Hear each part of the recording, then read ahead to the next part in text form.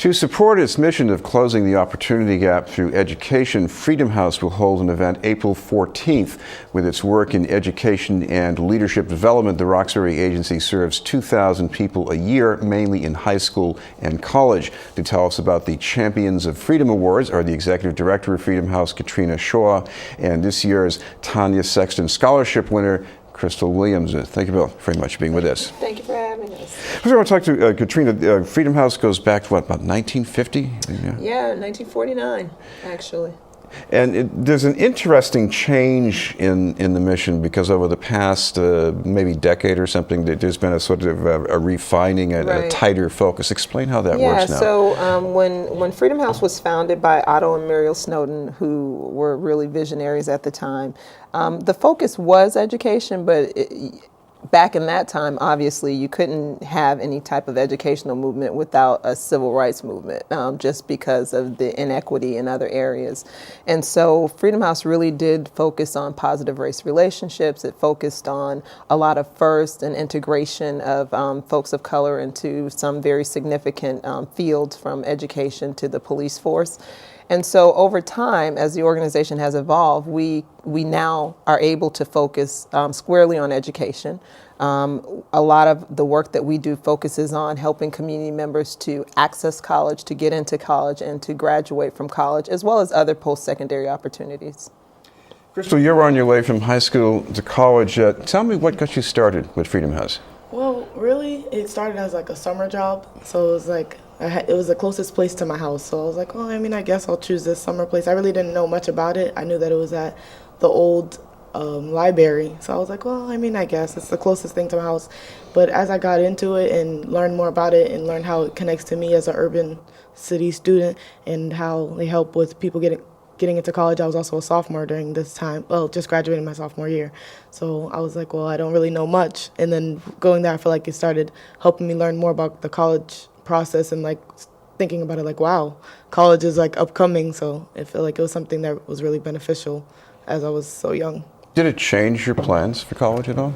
No, not really. I feel like it actually helped start me earlier because I feel like I didn't know anything really before. It was like, oh, college is in 2 years. I don't have, like it's senior year, I'll worry about it rather than now. So I feel like when I went there, it was like, it's something that you really should start like thinking about as soon as possible, and more like thinking about like, what about you is helping you right now to be able to see what do you want to do later on in your life. Trina, you're working with students in public schools, Catholic schools, maybe charter schools. And we are. What's going on that's not going on in the schools themselves? So I think that what happens at Freedom House is that when we partner with schools, we work with them and say, hey, look, if they don't graduate from high school, a post-secondary opportunity is a moot point. And so we work with them to say, if you help them to graduate from high school, we're going to help them to get excited about life after high school and the opportunities for them after high school. So the things that we're able to do is put coaches in schools to really help young people from the 9th grade, as Krystal mentioned, start to identify with college and post-secondary opportunities so that high school is relevant. When you graduate from high school, that is not the end-all be-all, but kind of what in life do you want to do, and also helping them to understand while they are in high school, their strengths and things that work for them and things that don't work for them. We would have students who, as Krystal mentioned, wouldn't think about college until senior year and had a notion of, well, you know what, I really want to be a lawyer, but writing and reading were not their favorite things. So really helping young people to discover their strengths and their possibilities early on so that they work towards that. Krystal, you're planning to go to what we think of as a business college, but you've been working in that direction, combining business with some, I guess, musical and fashion interest. Fashion and music, textile and music. Yeah, I would like to go to I just got accepted to Bentley University and I want to go for marketing. I would like to study really marketing for fashion and music and kind of put them together because for how urban music now affects what people wear nowadays and how it's like portrayed and pushed against people to make them either buy clothes or listen to a certain type of music. Did that make you more interested in things in the business field, but now that you see that there's a tie-in? Oh, not really. At first, like Miss Katrina said, I think she was talking about me when she said it, was at first I wanted to be a lawyer, and I was like, I think I'm good with talking, and I'm very argumentative in a good way. So I was like, well, maybe that's something I want to do. And then when I kind of seen what lawyers do, I was like, this is not really for me, but I knew I wanted to do something where I'm able to talk to people and help other people. So I was like, I know business is something that's like worldwide, and that you're always helping someone and something's always happening.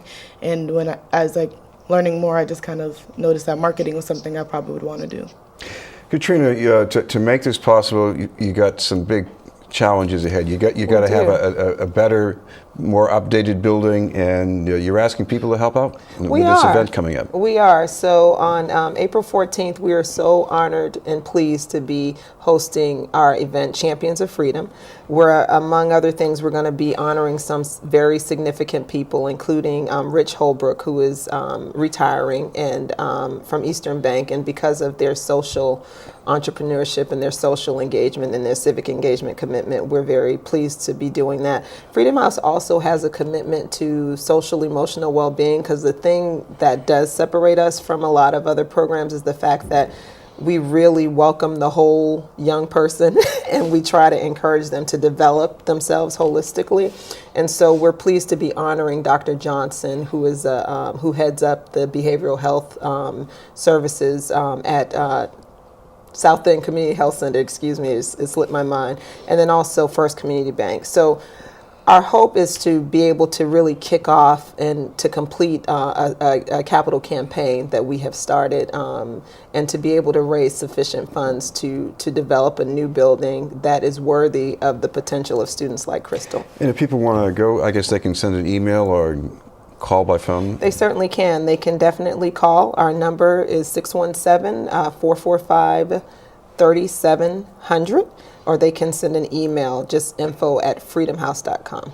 Thank you both very much, Katrina Shaw Thank you. from Freedom House and Krystal Williams. Up ahead, sports with Pat Flaherty.